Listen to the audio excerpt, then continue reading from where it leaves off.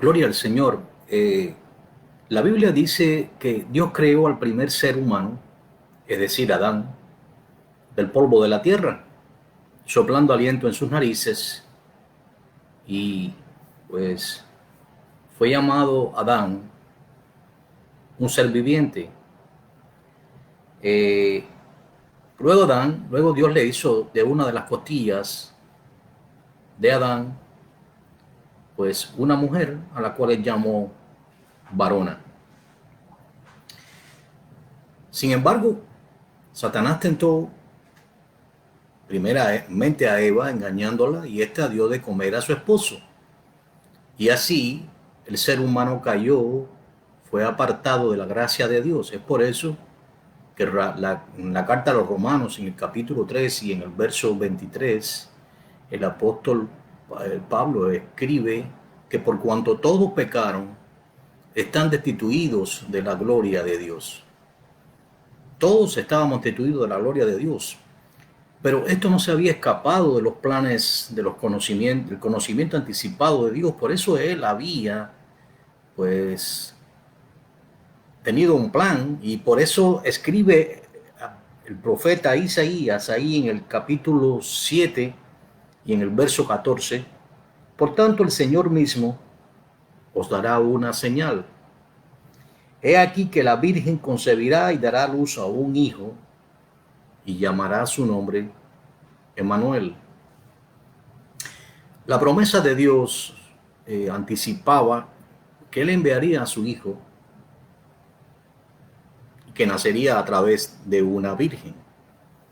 Luego en el capítulo 9, exactamente, en el verso 6, vuelve Dios a decir, porque a través del profeta Isaías, porque a un niño nos es nacido, hijo nos es dado, y el principado sobre su hombro, y se llamará su nombre admirable, consejero, Dios fuerte, Padre eterno, príncipe de paz.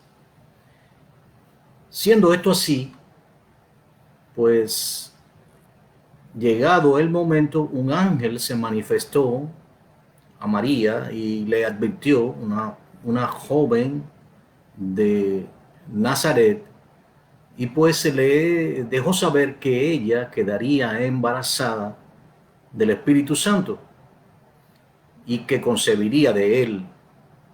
En ese momento ella estaba desposada con José, el cual es uno de los descendientes de David, y pues obviamente al verla a él embarazada pensó abandonarla en secreto. Mas el ángel le dejó saber a José que lo que ella había concebido era por obra del Espíritu Santo. Así que entonces José la recibió y pues ya sabemos cómo comenzó la persecución cuando vinieron los sabios del oriente siguiendo la estrella que les guiaba al Mesías que había nacido y pues se presentaron ante él y le adoraron. Trajeron incienso, trajeron mirra y trajeron oro. Cada uno de esos presentes de adoración tenía un significado que hemos explicado en otras ocasiones. No vamos a entrar en este tema porque a partir de allí entonces pues sabemos que el niño fue a Egipto por cuanto Herodes decretó la muerte de los niños, de los pequeños que habían nacido en busca del Mesías. Y pues María, José y el niño fueron a Egipto y luego que Herodes regresó, entonces avisado José, pues regresó, pero ya no regresó a Belén de Judá, sino que regresó a Nazaret. Allí comenzó el niño a crecer y ya desde pequeño estaba pues intercambiando con los doctores de la ley y pues comenzó su ministerio luego cuando él se presentó ante Juan el Bautista y fue bautizado por él, descendiendo el Espíritu Santo en forma de paloma sobre él y se escuchó una voz que decía: este es mi Hijo amado en quien tengo complacencia. Pues bien, eh, durante 3 años Yeshua llevó su ministerio, porque el nombre que le fue puesto al niño fue Yeshua, que significa salvación. Eh, Llevó su ministerio Yeshua y pues proclamó el reino de Dios, eh, hablándole a personas con sabiduría de Dios, obviamente, y manifestándose, dándose a conocer como el Hijo del Hombre. Así se llamaba el mismo, el Hijo del Hombre. Pero, ¿quién es realmente este Yeshua? En el Evangelio de Juan, el capítulo 1, y en el verso 1, nos podemos leer que en el principio era el Verbo, y el Verbo era con Dios, y aquel Verbo era Dios. So, podemos entender que aquel Verbo fue hecho carne, dice allí, y habitó entre nosotros y vimos su gloria como la del unigénito Hijo de Dios. Si usted corre al verso 10, podrá leer que dice: en el mundo estaba, y el mundo por él fue hecho, mas el mundo no le conoció. Entonces, ¿quién es realmente Yeshua? Bueno, eh, dice allí que es el verbo de Dios. El verbo es la palabra de Dios. ¿Qué significa esto? Que Dios creó el mundo, porque dice que el mundo fue hecho a través de él, y que nada de lo que ha sido hecho fue hecho sin él y por medio de él. Por tanto, lo que está queriendo decir, si usted lee todo lo que es el capítulo 1 y el 2, que habla sobre la creación del universo, podemos entender que cuando el Padre daba la orden, el Hijo, que es el Verbo, porque no podemos imaginarnos al Hijo como si fuera humano, la manera que nosotros podemos imaginarnos un hijo nuestro. No, es el Verbo al cual el Padre llama Hijo, porque es parte intrínseca de Él mismo, es su palabra. Así que el Padre daba la orden y el Hijo construía todo. Obviamente, allí vemos también la manifestación del Espíritu Santo, porque dice que el Espíritu de Dios se movía sobre la faz del abismo. Ahí en el capítulo 1 del libro de Génesis, eso allí estaba precisamente el Espíritu Santo, estaba la palabra haciendo y el Padre dando orden. Pues bien, ese verbo Dios había previsto desde antes de la fundación del mundo, sabiendo de antemano que el hombre caería de la gracia y que se separaría de él, porque el pecado separó al hombre de un Dios santo, santo. Lo separó de tal manera que a partir de allí entró la muerte, no solamente la muerte física, sino algo peor, la muerte espiritual, porque el ser humano quedó separado de Dios porque el pecado le separaba. Pues Dios dio la ley a Moisés en el monte eh, donde le dio los 10 mandamientos. Y en esa ley, pues, incluía sacrificio de víctimas de animales en pago por los pecados. Pero esos sacrificios debían hacerse permanentemente, nunca cesaban. De hecho, el sumo sacerdote mismo podía entrar una sola vez al lugar santísimo y para ello tenía que usar una vaquilla roja, una vaquilla bermeja, eh, debía ser quemada y esa ceniza, con esa ceniza debía purificarse. Pero note esto, debía ofrecer ese sacrificio primeramente por él mismo y luego por el pueblo. Esa era la condición del mundo. Por eso Dios había predicho de antemano que Él haría que el verbo de Dios naciera a través de una virgen. Y eso se cumplió cuando el Señor Yeshua pues fue concebido por el Espíritu Santo y estando en el vientre de María luego nació.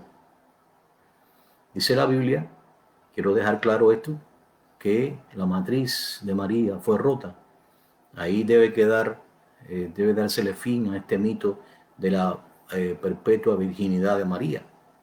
Mucho más que se registra ahí en el Evangelio según Mateo, en el capítulo 13 y en el verso 55, la presencia no solamente de hermanos, sino también de hermanas, donde incluso se mencionan por sus nombres, y no eran primos, eran realmente hermanos. De hecho, Jacobo, que se menciona en las Escrituras, ser hermano del Señor, y también Judas, no estoy hablando de Judas Iscariote, sino la carta de Judas, que tiene un solo capítulo, pues este era también uno de los hermanos del Señor, que le invitaban a descender a las fiestas, y él decía que aún no era su tiempo. Pues obviamente sabemos entonces que él tuvo hermanos y hermanas, que la abstención de José con respecto a su esposa tomó solamente el tiempo necesario que había pedido Dios, eh, estando ella embarazada eh, del Señor. Pero una vez nacido Yeshua, pues el tiempo de celibato, pudiéramos llamar, que se le impuso a José, obviamente concluyó. Ahora, ahí estaba el Señor con un cuerpo humano. El Señor, dice en las Escrituras, que se entristeció. ¿Recuerdan cuando él supo que Lázaro había muerto, su amigo? Él esperó y les dijo realmente a los discípulos que él sabía que Lázaro había muerto y que iba a levantarlo. Y aunque ellos no lo entendieron bien, lo cierto es que cuando él llegó al lugar y la hermana del Señor, de Lázaro, se le apareció y estuvo allí con él, pues él pidió ir al sepulcro. El Señor se entristeció con las lágrimas de la hermana de Lázaro. So, el Señor tenía emociones humanas, porque Dios nos entristece. Realmente, aunque la Biblia habla que nosotros podemos ofender a Dios, en realidad Dios no tiene los sentimientos humanos que tenemos nosotros. El Señor tuvo sed, el Señor tuvo hambre cuando fue tentado en el desierto por Satanás. El Señor experimentó una serie de emociones y una serie de sentimientos humanos y respuestas humanas que demuestran claramente que el Señor tenía un cuerpo humano. Ese cuerpo humano no lo tenía él desde el principio, porque él no tiene principios de día ni final. Él es el verbo de Dios. Si él hubiera tenido principio, en primer lugar no fuera el verbo de Dios, porque significaría que Dios hubiera tenido que construirse una palabra, que fabricarse una palabra, y que en algún momento no tuvo la capacidad de poder utilizar su palabra porque no la poseía. Así que entonces, obviamente, es claro las Escrituras cuando dicen que el Señor Yeshua no tiene principio ni final. De hecho, dice ahí en el libro de Apocalipsis, en el capítulo 1, que Él es el alfa y la omega, el principio y el fin. Es decir, no tiene principio ni tiene fin, es eterno. Pero sí adquirió ese cuerpo humano por amor a nosotros. Por eso es que está escrito allí en el Evangelio según Juan, en el capítulo 3 y en el verso 16, que de tal manera amó Dios al mundo, que envió a su Hijo unigénito a morir en una cruz por amor a nosotros. Y es lo mismo que describe el apóstol Pablo a los filipenses en el capítulo 2 y en el verso del 5 al 8, donde dice que este es el Señor Yeshua, siendo en forma de Dios, siendo igual a Dios. Podemos entender ahí cómo se equipara el Señor Yeshua con Dios, porque Él es la palabra de Dios. Pues no tomó eso como cosa que aferrarse, sino que se despojó a sí mismo, tomando forma de siervo. Al tomar forma de siervo, obviamente adquirió un cuerpo humano. Y lo hizo para venir a morir y morir con muerte de cruz, por amor a nosotros. Así que ahí el verbo de Dios que había adquirido un cuerpo humano. Bien, pues luego sabemos cómo en el momento que Dios determinó, el verbo fue clavado en una cruz de castigo, allí en el Gólgota. Y luego fue sepultado en una cueva que había comprado José de Arimatea, donde no habían puesto a nadie, y pues allí fue colocado su cuerpo.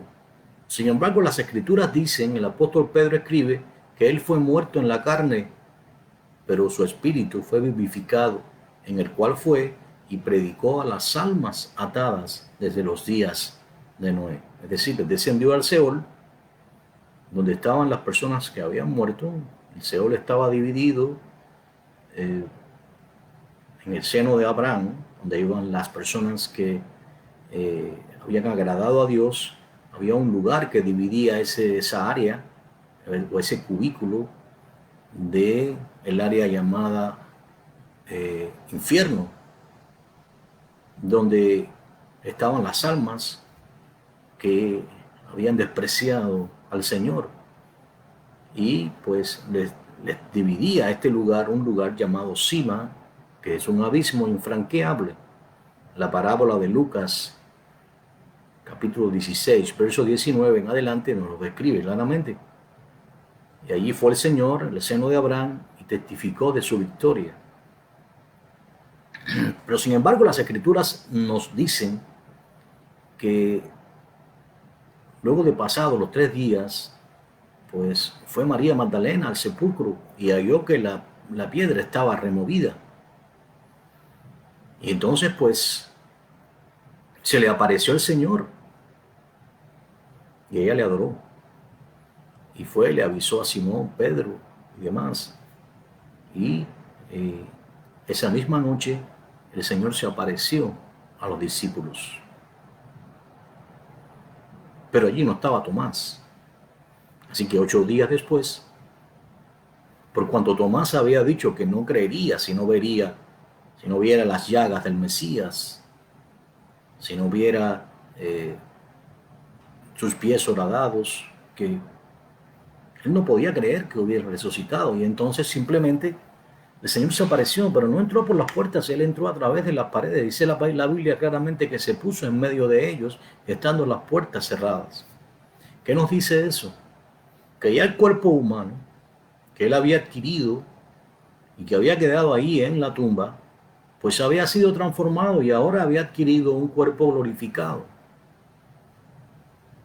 En esa condición, con ese cuerpo glorificado, en el libro de los Hechos, en el capítulo 1, pues vemos cómo se despide de los discípulos y luego es alzado una nube. Y el Evangelio según Marcos nos describe que se sentó a la derecha, a la diestra de Dios, con ese cuerpo glorificado. Así lo ve Juan, ahí en el capítulo 1 del libro de Apocalipsis. Por tanto, podemos entender que el Señor Yeshua, durante su ministerio, adquirió un cuerpo humano, aunque él nunca dejó de ser Dios. Dice la Biblia que nadie tenía que decirle nada, porque él sabía lo que había en el corazón de los hombres. Él lo sabía todo. Él nunca dejó de ser el verbo de Dios. Por tanto, es divino, es Dios mismo, porque ese es exactamente el misterio. El verbo, el Padre y el Espíritu Santo. Esos 3 son uno solo. Así como en nosotros, que tenemos un cuerpo físico, cuerpo humano, también tenemos un alma y un espíritu. No es que seamos 3 individuos, sino ni 3 seres diferentes, somos uno solo.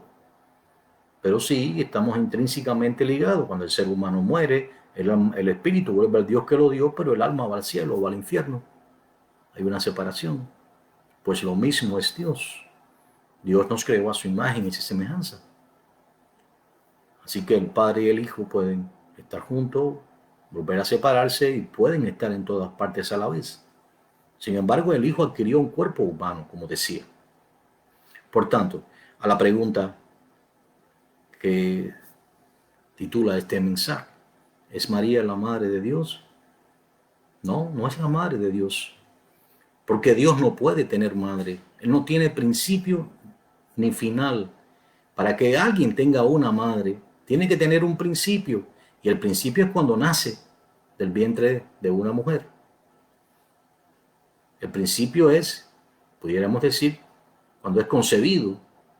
El profeta Jeremías dice, mi embrión vieron tus ojos. O sea, puede ser que pudiéramos contar a partir del embrión que está en el vientre de la madre, pero no podemos contar antes porque no existía. Por tanto, María fue madre de una de las naturalezas que adquirió el Señor. En este caso, de la naturaleza nueva que adquirió el Señor, que es la naturaleza humana. Pero eso no la hace madre de Dios. Decir que Dios tiene una madre es una blasfemia. Porque Dios es el Todopoderoso. Entonces, el hecho de que Él adquirió esa forma no hace a María madre de Dios. Entendamos algo. Dios es el creador de todo cuanto existe. Él creó los cielos, el primero, el segundo y el tercer cielo.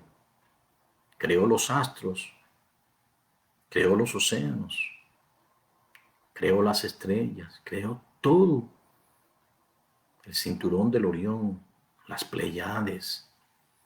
Fue Él quien congeló los polos para que las aguas no se tragasen la tierra. Es Él quien le pone el límite a los océanos. Es Él quien colocó su anillo en el corazón de la tierra para que estemos firmes sobre nuestros pies. Es Él quien creó las leyes físicas. Es Él quien guarda los vientos en sus depósitos. Es Él quien nos creó a nosotros. Creó a Adán y creó a Eva. Y María es una descendiente de Adán y Eva como lo somos nosotros. Por tanto, ¿cómo Dios, el Todopoderoso, el Creador, podría acaso ser el hijo de una de sus creaciones? Es decir, en este caso, María. El simple hecho de que haya escogido a María para ser un vaso de honra, porque eso fue lo que fue. Cada uno de nosotros cumplimos diversas funciones. Por ejemplo, Moisés fue escogido, reconocido desde antes de la fundación del mundo, para ser aquel que luego de 430 años de esclavitud del pueblo de Israel en Egipto, Dios usaría para castigar a Faraón, siendo su voz como si lo hubiera constituido en un Dios para Faraón. Pues no quiero decir que Moisés fuera un Dios, quiere decir que la palabra Moisés hablaba y Dios respaldaba lo que Moisés decía, porque obviamente la palabra que Moisés decía era la que Dios le transmitía. Así que entonces 10 plagas poderosísimas cayeron sobre Faraón y Moisés fue escogido para esto. Pero eso no hace a Moisés nada especial, sino simplemente fue un instrumento, un vaso de honra escogido por Dios para ese propósito. Podemos mencionar otros ejemplos. Podemos hablar de Moisés, podemos hablar de Elías. Elías, aquel Elías Tisbita, de los moradores de Galaad, fue usado por Dios para atraer la atención de Israel cuando se había vuelto a la apostasía bajo el reinado de Acab, el cual había tomado por esposa a Jezabel, hija de Edbaal, rey de los Sidonios. Ya ellos habían perdido la noción de quién era el verdadero Dios, y Elías fue usado para atraer la atención y hacer volver a Israel a su Dios. Eso no significa que Elías sería magnificado al punto de llamársele algo como se le está llamando a María. La verdad es que María siempre dijo que ella era una persona que necesitaba ser salvada. Ahí en Lucas capítulo 1, María menciona que ella necesitaba un Salvador. y que ella se consideraba baja y que solamente la misericordia y el amor de Dios le habían escogido para esto. Así que sería algo horrible que María supiera, porque ni siquiera se entera, de que ella está siendo considerada una especie de semidiosa, porque al decir que es madre de Dios le convierte en una diosa, y esto al estilo pagano, porque el Dios de Abraham, Isaac y Jacob no tiene madre, no tiene un hijo humano, sino Él es Dios. Nosotros somos sus hijos a través de la redención del Señor. Pero en realidad, Dios es imposible que tenga una madre, y mucho menos como dicen que María es la esposa del Espíritu Santo. Eso es una blasfemia de envergadura. Y es por eso que hemos presentado en esta noche todos estos argumentos, porque a través de las redes sociales nos están llegando pues una serie de comentarios y una serie de inquietudes donde algunas de las personas están siendo engañadas con este tipo de enseñanza que está totalmente basada en la idolatría. Nosotros, como hijos de Dios, tenemos la responsabilidad de escudriñar las Escrituras, tenemos la responsabilidad de estudiar y sobre todo entender quién es Dios, quién es Yeshua o Jesús, y no dejarnos confundir de esta manera. El tiempo no puede ser más crítico. Estamos más cerca que nunca del regreso del Señor. Y si en este momento aún no sabemos quién es Dios y no entendemos realmente su magnificencia, su poder, que Él es el Todopoderoso, y le adjudicamos una madre que fue una mujer que ni siquiera puede escuchar las oraciones de los millones de personas que le adoran, que han hecho de ella un ídolo, porque solo Dios puede escuchar al unísono las oraciones de todas las almas, porque Él es omnisciente, también es omnipresente, pero María no puede escuchar las oraciones de millones de personas que le hacen. María no puede interceder porque hay un solo mediador o intercesor que es un sinónimo entre Dios y los hombres, y es el Señor Yeshua. María murió como todo ser humano, salvo Enoc y Elías, que las Escrituras dicen claramente que ellos no murieron porque Dios los trasladó al cielo. No existe otro ejemplo de personas que no hayan muerto. Otra cosa, nosotros no podemos eh, eh, dejar de entender que Dios es celoso, que solo se ora al Padre, que no se ora a más nadie que al Padre, que las oraciones, el Señor dijo, ustedes orarán así: Padre nuestro que están en los cielos, que estás en los cielos, santificado sea tu nombre, venga a nosotros tu reino, hágase tu voluntad, así en la tierra como en los cielos. ¿Cómo entonces se puede orar a María? Pero además, usando eh, rosarios que no están en las Escrituras, oraciones repetitivas. No existe una sola cita donde los cristianos de la iglesia primitiva usaron rosarios, ni le oraron, ni le rezaron nunca a María.